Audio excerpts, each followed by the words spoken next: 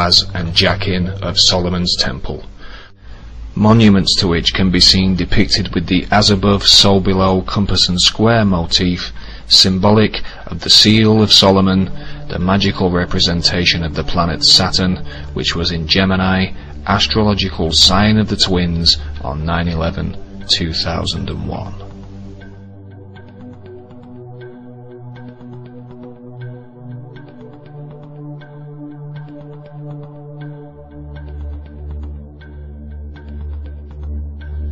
In the King James Bible, Boaz and Jachin are described as each being decorated with checker work, and the very same detail is seen surrounding the symbolic pillars in every Freemasonic hall.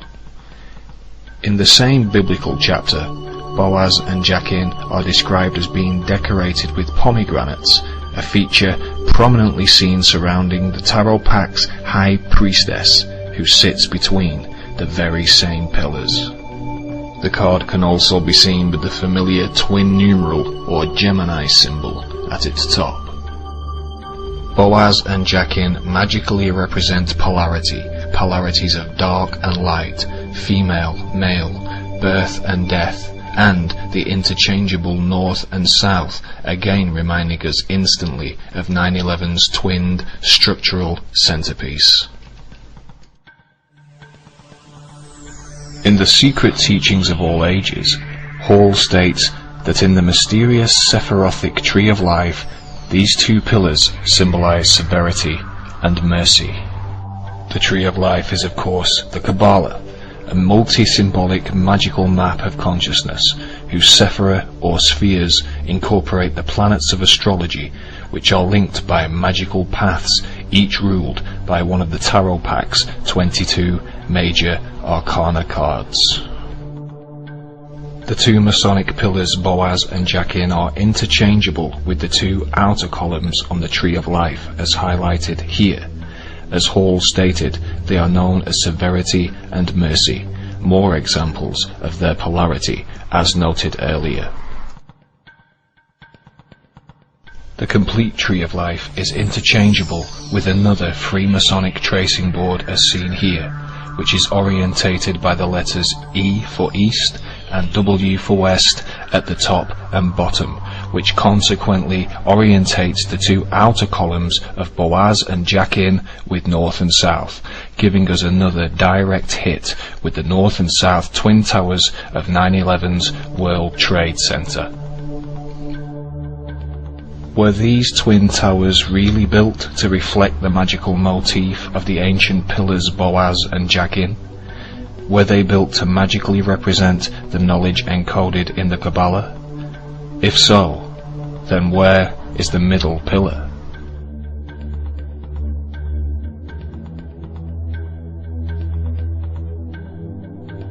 At the base of World Trade Center 1 and 2, as well as this strangely Egyptian-looking pyramidal structure, was this, a fountain feature, known locally to lynching New Yorkers as the Sphere.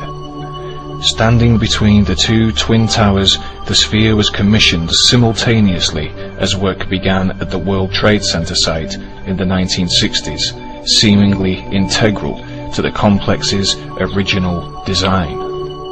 The Sphere's actual artistic title is the Great Spherical Caryatid, named by its designer Fritz Koenig.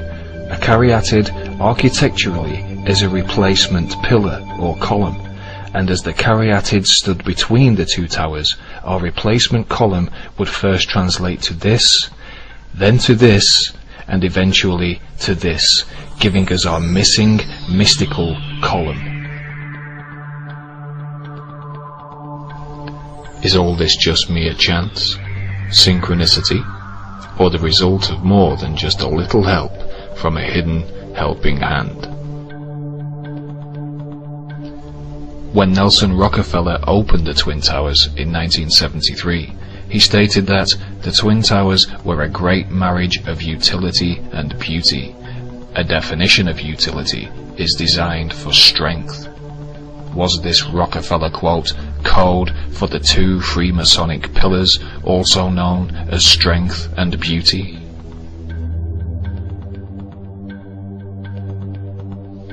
The great spherical caryatid, or symbolic middle pillar, was set to rotate once every 24 hours, the length of an Earth day. It was also made of 52 pieces of bronze, the alloy used to forge the original twin pillars Boaz and Jachin. There are 52 weeks in an Earth year. This gives the caryatid, or middle pillar, a strong resonance with the planet Earth, and on the Tree of Life, the Earth rules the 10th Sephirah, situated at the bottom of the middle pillar. This 10th Sephirah is known as Malkuth, and is said to resonate strongly with the first Sephirah at its opposite extreme, known as Kether. In fact, it is said Kabbalistically of these two spheres that Malkuth is in Kether and Kether is in Malkuth, or, put more simply, as above, so below. They are interchangeable. This leaves us with little doubt that the spherical, symbolic caryatid is the third pillar at the World Trade Center Monument to Magic.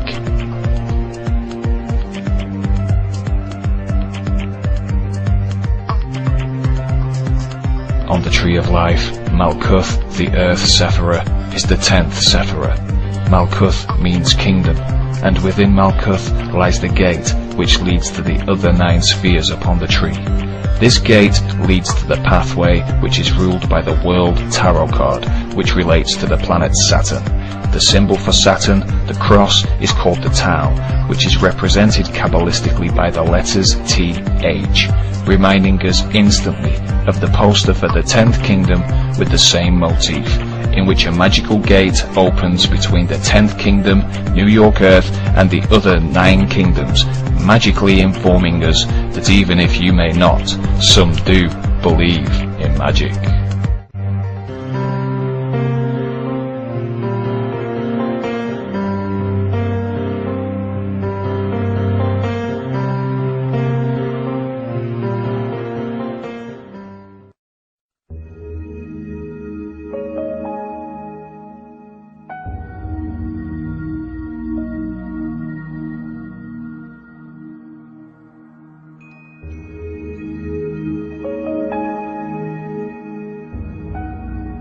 On 9/11, Saturn and Pluto were not alone in their powerful astrological configuration.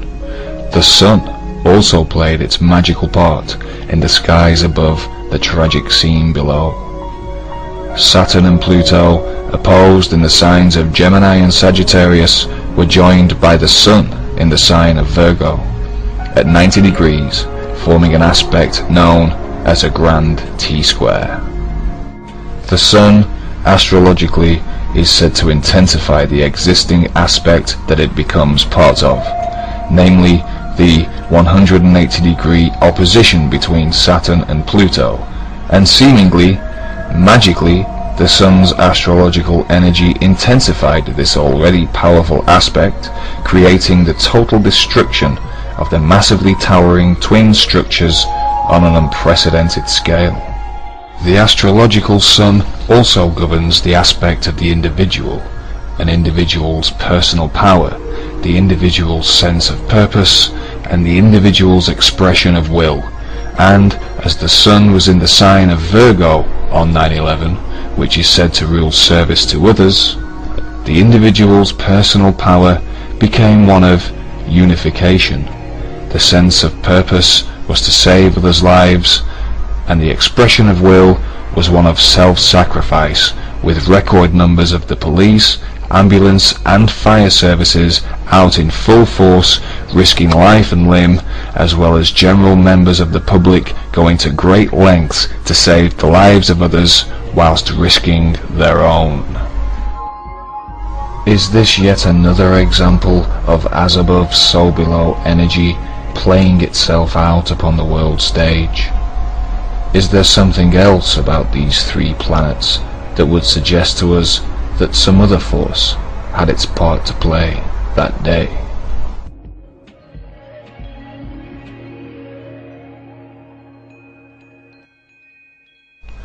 "33-degree Mason Albert Pike, the only military man in history to have a dedicated statue in Washington, D.C., is renowned for his Freemasonic epic Morals and Dogma, which has 32 chapters, the last of which is mysteriously entitled Sublime Prince of the Royal Secret. In Morals and Dogma, Pike informs the reader that the two solstices, Cancer and Capricorn, the two gates of heaven, are the two pillars. They still appear in our lodges as the two great pillars, Jachin and Boaz. The solstices are of course the extreme outer stations of the sun when viewing the horizon over the course of the solar year. These two stations of the sun form the northern solstice in Cancer and the southern solstice in Capricorn, and as Pike himself stated, they are represented as the two mysterious Freemasonic pillars, Boaz and Jachin. And as we have seen in previous episodes, these pillars may have been magically represented by the Twin Towers of 9/11. On the surface, Pike's quote presents us with a setback. The two solstices, and therefore the two pillars, are housed within, according to Pike, the two astrological signs Cancer and Capricorn, and not Gemini and Sagittarius, the signs which so accurately symbolize the qualities of 9/11. However, further on in Morals and Dogma, which coincidentally was republished in 1966, the same year that groundbreaking work began at the World Trade Center site, Pike refers to the Roman scholar Macrobius, renowned for his work entitled Saturnalia. Pike tells us that the galaxy, according to Macrobius, crosses the two opposite points Cancer and Capricorn. The two tropics before his time corresponded with those two constellations, but in his time with Gemini and Sagittarius, placing us right back in 9/11.